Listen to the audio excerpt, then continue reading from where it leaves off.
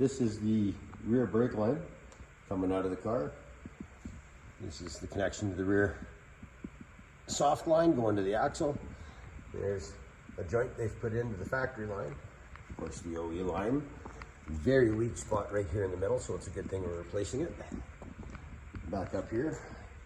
This is the front at the frame, just off the bottom of the firewall, where they had another junction coming up to this new line, which went to the proportioning valve, which went to another piece of hard line, and to an adapter. So we're gonna eliminate all of that. Go to one hard line to the back and put the proportioning valve towards the rear of the car. And this is the inside of that park brake cable bracket that was bubble gummed and welded to the frame rail. You can see all the chicken welding, and you can see where it's been ripped off the frame from the factory spot welds. So, as is typical with somebody who's not really used to playing with a welder, obviously, they didn't do any cleanup on the frame before they did this. So, this is what I'm left with to repair now. Some rust. Obviously the hole needs to be patched before it can be set up. And then we should probably address this little crack here in the bottom of the frame as well.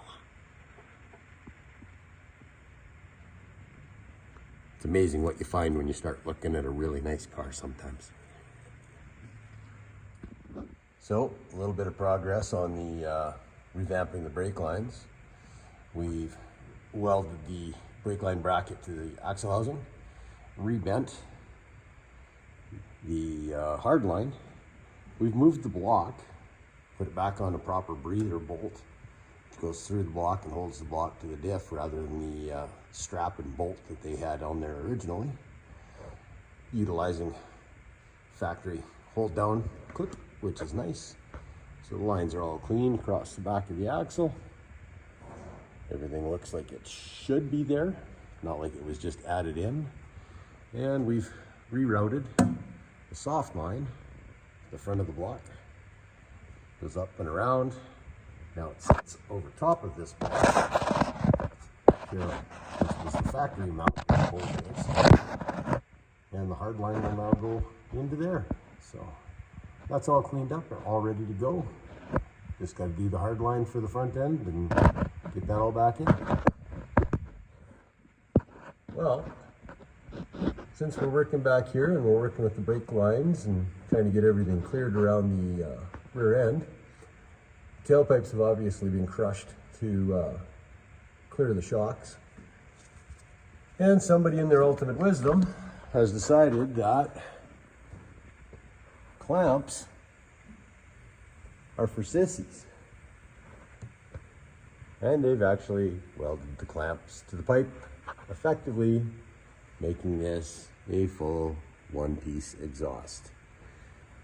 So we're going to be taking the tailpipes, cutting them off right here behind the muffler. You can see that behind my finger.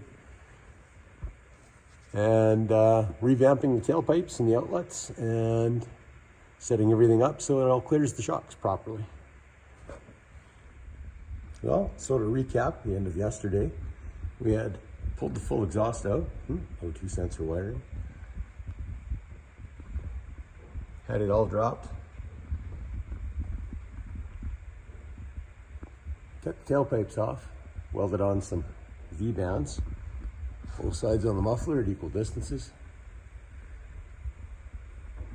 Got everything removed from the back, old hangers, etc.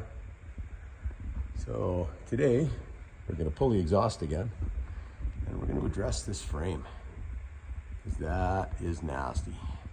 Very thin up there. It's been repaired at least twice, and that's supposed to be the park brake cable bracket.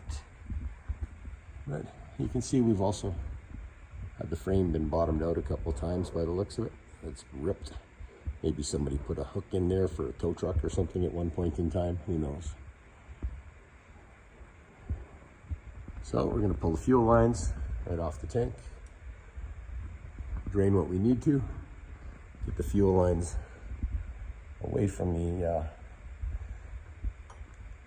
frame strengtheners, run everything back up, probably under the driver's side footwell.